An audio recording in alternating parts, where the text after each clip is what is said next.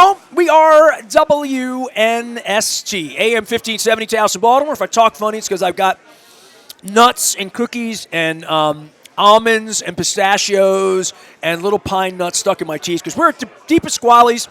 I'm eating cookies. I'm celebrating the holidays. I'm with dear friends. Max Weiss is here. She's the editor-in-chief of all things Baltimore Magazine. It's all brought to you by our friends at the Maryland Lottery. I have Raven scratch-offs to give away. I'm getting to the candy canes. My bag will smell like peppermint by the time I get to Costas next week. We're going to be at Honey's in Halethorpe. We're going to be at Gertrude's at the BMA. Maybe John Waters will come by. Please, John, come see me.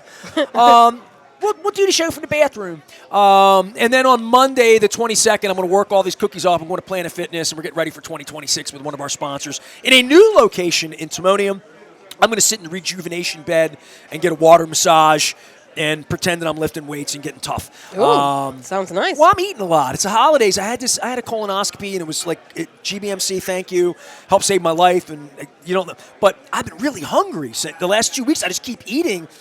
I don't know if that's a thing or not, but I'm like a machine at this point. And I was at Fadley's on Wednesday doing the show. Right. 1 o'clock. I had Matt Gallagher. I had Torben Green from St. Francis Community Center on. And it was like you and me right now. We're BS. I haven't looked at my phone since you've been here, literally, right? You're tethered. You're like the editor-in-chief.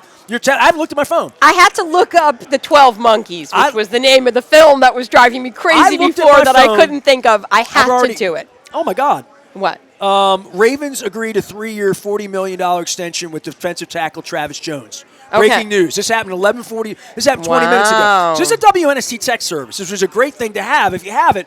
Yesterday at 1:04, I was having a crab cake, and I looked down. It says Orioles agreed a 5-year, $155 million deal How about that? with former Mets first baseman Pete Alonso. Yes. Brought to you by Cole Roofing and Gordian Energy. Thank you, Billy. What was your reaction to that? They spent some money. Ain't my money. Yeah. That's what ain't my money. Right, but this Better baseball team. Ain't my money. What is the last big free agent we spent?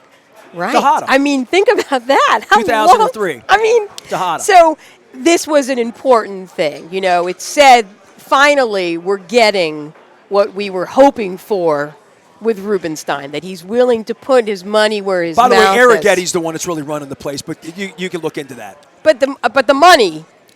Eric Getty's money's pretty good too, apparently. Okay. Yeah. Okay. Anyway, it was just. I mean, I hate to say it. I don't dislike the Mets. The Mets are fine, but there were and you're in New York. So many Mets tears. I mean, the Mets fans are just beside themselves. Did you see And it was so rare for it to be the Orioles who come out on the winning side of one of these, because normally we're the ones crying because our favorite player got picked up by some other team, or we thought we were in the running for something, but it did. I mean, to get that text. Now, I don't sign up for, the New York Post headline. You got to bereave on the cover of the. And look. 1969, my daddy got even with you. I feel sorry for the Mets fans. Take that, Ron Swoboda. The Schadenfreude is real. Like, come on, this is. But here's my question to you, and I'm glad that we're, having this conversation with you. What does this mean for Adley Rutschman? Because I feel like this. Here's why. Okay, we signed Samuel Basallo to a long-term. Basallo to a long-term deal. He's not a catcher. He's not a catcher? No. So you think, what is he then? He'll be the first baseman. Then what's Pete Alonso going to be? The first baseman. So we're going to have two first basemen? Pete Alonso will be the DH by the time he's 20 or 34. So you think there's a world where we're going to keep Basallo? I do this professionally. So that's why I asked Luke you. and I went last night at this. I defer to you. First things first. The fact that someone picked us goes back to Rod Woodson and Shannon Sharp and Tony Ser, guys wanting to play here and be here, which opened the door. Yeah. No one has wanted to play here. That's right. And the line that Angelos' people would use, we were in on him, we were in on Teixeira, we were in on Schwarber. And that's why when Luke and I talked late into the evening on Wednesday, his takeaway was, well, they said they were in on Schwarber. We've been hearing in on for 20 years. In on. Right. And finishing second is, you might as well finish 22nd. It doesn't matter. So the Schwarber thing, when it didn't happen, the next day that they spend this money, I don't know if it's great money. I don't know that first basemen are going to age well. I mean, we had Chris Davis, but it ain't my money. And does it make the team better this year, right here, right now? it does. Does it sell tickets? No. Does it sell full confidence? No. Does it help their pitching? No. Wait, you don't think it sells tickets? I think there's going to be a lot of enthusiasm around the Orioles next year, and we'll see. You have to win to. Enthusiasm is different than my credit card. I'm enthusiastic about them right now. They ain't getting my money, and they'll get my money on SeatGeek on a Tuesday night in April when the tickets are $14 and they're playing the Mets or whatever. If you were on the fence about, am I going to renew my season tickets to the Orioles, and then they sign a Pete Alonso. Yeah, you're a foot further from doing it. Right. I would agree. Yeah. It's a tour, not an away. Listen, I'm not against this deal. I'm against anything that makes them competitive. But you're asking about the catching and the first baseman and the money. Yes. Ryan Mountcastle's the guy out now, and Kobe Mayo. Wait. There'll be no at-bats for them, right? Okay, right. So Mountcastle they gave an $8 million deal to, but they're only on the hook for 20% of it in some way. So there are going to be more deals. They need to get a pitcher. They either get a pitcher through a deal or through free agency. They spent a lot of money. They dealt their future pitcher away Grayson for Rodriguez? a one-year outfielder who's going to hit 30 home runs. But what they tried to do was fortify the right side of the offense, get two right-handed power hitters. The catching first base thing, Rutschman's the catcher right now. Basayo is going to be a DH kind of can-he-make-it guy. I think he'll be more of the DH in the early going. One thing about Alonso, he plays 155 games. Okay. He plays every day. Okay. He's not – now, whether they can say we want you to DH once a week in the effort to keep you – you're 31 now, you're 32, you're 33. Yeah. They signed him through he's 36. They're going to pay him $35 million when he's 36. He will be a DH when he's 36. I mean, he just will be. So you think there's a world where we keep all three of those guys, Rutschman, Alonso, and Basayo. They're all going to be on the team. This year, sure. This year, yes. Oh, sure. Right, because we still have Rutschman. Oh, my God. Basayo's got $78 million. Rutschman's got years. Yeah. Now, would they deal Rutschman away? That would make Basayo the catcher. Yeah. They don't want Basayo to catch. Okay, I didn't know that. I thought he could catch. He's a bat. Okay. Now he's a hitter who can catch. Here's one more. And that's what you do at AAA. Then when you get to the big leagues, when you're a hitter who can catch, they find a catcher and do something else with you. Okay, Right. okay. Here's one more thing, and this name does not come up, but I don't forget. What about my boy Jeremiah Jackson, who was the best hitter on the team last year? He's the Swiss Army knife. I think they envision him as a guy that's going to get 200 to 300 at bats. Yeah. Okay. And he would be a Sunday right fielder and DH and move around the outfield, but because people forget he was the best hitter on the team last year for a minute. For a long minute. Well, Trevor Rogers and Kyle Bradish are expected to win 20 games each this year. Yeah, right? I don't know how that's going to go. Yeah. And Rodriguez was in the hall of possibilities, and he's gone now, I know. Which really speaks to how little they thought of him. Yeah, I hope that doesn't come back to burn us because he was a talent. Like when he pitched, he was really good. If he turns into Jake Arrieta, they're going to have a lot of explaining to do. Yeah, they are. They're going to have a lot of right. explaining to do. Well, so we'll see. But anyway, I'm very excited about Alonso. It's just nice. It sends a message. There's excitement among the fans. And it's nice to be on the winning side of one of these deals. Like you say, it's always like... You like me. You really like me. And I think you're absolutely right because we have this young core of talent. Who wouldn't want to be... Well, he thinks he can win here. Who would... Right. Oh, good. Well, great. That leads to you and I believing we think we can win here. Yeah. Max Weiss is here. I love her because she's just a fan. Yeah. And, all right. That's it. So, look. That's just a fan. You're not going to be happy with me, and we're going to get at it here. I was going to start with this, but the whining about the officiating. Oh. Mm-hmm. No. Yeah. No, you can't. No. Don't do it. Look, just don't go down that road. I agree with you. Slippery slope. And I wrote about this for Baltimore Magazine, and I even said it all evens out in the end. You're going to get some calls that go your way and some calls that don't go your way. But this was particularly egregious because the Ravens were on the comeback charge. They had all the momentum. They throw a touchdown. It's ruled a touchdown, and then suddenly. The ball. But this is something I truly don't understand. I think they got the other two calls wrong. By the way, I think Rogers' arms were out here. I don't know how he get that possession right. So, and then obviously the thing at the goal line, they've already admitted that was a bogus. It was bogus. But okay, let me add, and this maybe it's just I don't understand the rules.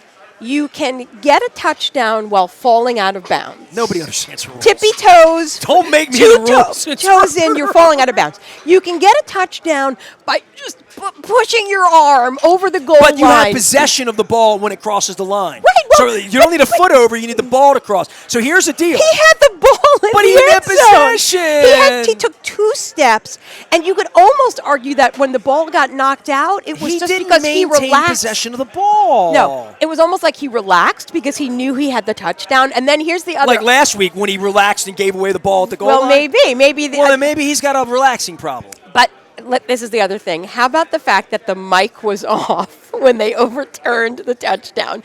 I mean, I'm not a conspiracy theorist, but I think M&T Bank Stadium would have lost its freaking mind. But they didn't know what was happening because it was like, surely they're not overturning that touchdown. There was just confusion. $25 billion industry. Can't make the mics work. Anyway, look, I agree with you. Complaining about the refs, it's for chumps. But in this particular game, if you're ever going to complain about the refs, this was the time to do it. I wrote a little article about it. I quoted a lot of people on Twitter. Also, you're a Ravens fan. We don't whine. Come on. Yeah, don't do it. But come on. This is Big Brother. This is I love you. This game could not have been more important, right? I mean, understand. It was for first place. It was against our rival, and that was our game. We were going to win that game. We had all the momentum, and it was time for them to go home with their tails between their legs. And instead, the refs, they took it from us. I admitted to Luke on Wednesday that I wish my mother were still alive. She'd be 107 now. Yeah. She was 98 when she died. I have videos of her in the backseat of the car driving her to breakfast on Sunday. Yeah. After we got eliminated.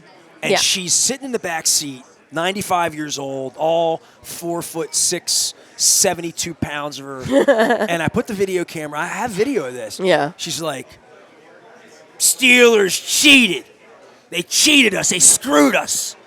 I can hear my mother saying that. So yeah, well, I missed that call this week from my mom saying they screwed us. So I got you instead. Yeah, well, Mommy they screwed us. Is right wherever she is watching us. She knows that I am right. She told Mike Tomlin he was a cheater when she met him too. Yeah, they cheat. Steelers cheat. Do That's they what she cheat? said. She said the Steelers cheat. I got to find that video. That's cute. But what was she accusing them of doing? Cheating. Just cheating. Just general. Well, she was 95. She just knew she loved football, but she just knew they were cheating. I love that because the announcer said they were cheating. It's perfect. Okay, that's cute. Who do the announcers work for, Mom? Ravens? Oh, they must be cheating, I guess. Max Weiss is here. She runs Baltimore Magazine. What's on the cover next month? Movies? Next month is the movies. Yes, it's Once Upon a Time in Baltimore, written by you. Can you give me anything, Tom Davis, from the no? No, I don't want to oversell it. It's just a cute little anecdote. It involves. He met Al Pacino, though, right? He met Al Pacino, and just pick up the article, read it. Like I said, I talked to Barry. He Levinson. said they reshot the scene 100 times, right? Is that what it was? No? Something like that. Yeah, something like that. All right. Tom Davis will be in Baltimore Magazine next month. I got to get up and stretch out. My thanks to everybody here at DiPasquale's. Joe, Domenico, Darren the Sausage King was here. Pete Carinci was here. Max came over. You're like a shut-in. I mean, I get you out, and you walk in, you're like, it's like Italy. I feel like I'm in New York. It's DiPasquale's. I live in North Baltimore. I don't get here that often. Get some manicotti and take it home. Do something for yourself here, all right? I shall. When you come into town, what do you want here? Like, what's the thing you want? When I think DiPasquale's, I think like an Italian sub kind of thing. Man, I'm seeing spinach come out of here and peppers and sandwiches and got some pastrami. Oh, we got food. I may bring some stuff. I'm going to go get some food, and we're here at DiPasquale's. We're going to be at Honey's on Friday. Going to be at Costas in Dundalk next Thursday with Rock and Roll Hall of Famer Gina Shock. We're going to be honoring my dear friend Ed Lauer, who had a heart transplant a few weeks ago. Ed can't be with us, but I think his brother-in-law Jay is going to come over, and we're going to sing some songs and have some fun. Next Friday, we're going to be at Gertrude's at the BMA with Dan Rodricks, Feast of the Seven Fishes with my cousin John Shields, and then on Monday at Planet Fitness, trying to work it all up. I hit the Planet Fitness people. I'm like, every year I watch New Year's Eve with Cohen and Anderson Cooper, and they always had the Planet Fitness hats and I said, can we get those? And they're like, yeah, we're going to get the New Year's Eve hats. So it's going to be our New Year's show on the 22nd for Christmas. And I made a big decision here in the last couple hours. I've had Ostrowski's Polish sausage all my life, going back to the Gibson family in Dundalk. But they actually have kielbasa here at DiPasquale's. It's Polish Italian. It's really, really good. So I'm going to take some kielbasa home and celebrate the holidays. Do you have kielbasa and sauerkraut on the holidays or no? Not proper? I mean, that's not really a Jewish tradition. Let's make it one. You know what? I love sauerkraut with my Thanksgiving meal, and that is completely. But you don't do kielbasa in it. That is completely no. That's You're not East completely a Baltimore thing. Like we did not have sauerkraut with our Thanksgiving meal in Baltimore. I mean, in New York when I was growing up.